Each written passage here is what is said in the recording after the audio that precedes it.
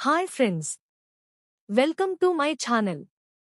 ఈరోజు చాలా ఈజీగా బయట షాప్ స్టైల్లో కరకరలాడే ఉల్లిపాయ పకోడీ ఎలా చేయాలో చూద్దాం. ముందుగా ఒక బౌల్ తీసుకుని అందులో 1 కప్పు శనగపిండి, 2 స్పూన్లు బియ్యపిండి వేసుకోండి. తర్వాత సన్నగా తరిగిన ఉల్లిపాయలు, కరివేపాకు, మన రుచికి సరిపడా ఉప్పు, కారం, చిటికెడు వంట సోడా వేసుకోండి. ఇప్పుడు ఒక ముఖ్యమైన టిప్ చెబుతాను. మొదట్లో నీళ్లు పోయకుండా అన్నింటినీ బాగా కలపండి. ఎందుకంటే ఉప్పు వేసిన తర్వాత ఉల్లిపాయల నుంచి నీరు వస్తుంది.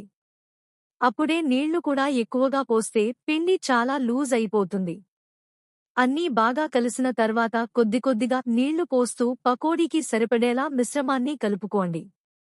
మరీ పలుచగా కాకుండా, మరీ గట్టిగా కాకుండా ఉండాలి. ఇప్పుడు ఒక పాన్లో నూనె వేసి బాగా వేడి చేయండి. నూనె వేడెక్కిన తర్వాత పిండిని చేత్తో చిన్న చిన్న ముద్దలుగా విడదీస్తూ నూనెలో వేయండి.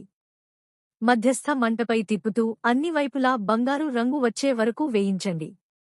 బాగా కరకరలాడేలా వేగిన తర్వాత ఒక ప్లేట్లోకి తీసేయండి.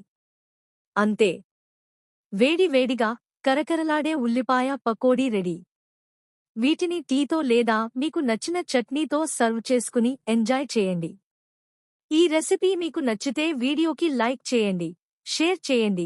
ఇంకా ఇలాంటి సింపుల్ అండ్ టేస్టీ రెసిపీస్ కోసం మా ఛానల్ని సబ్స్క్రైబ్ చేసుకోవడం మర్చిపోవద్దు. ధన్యవాదాలు.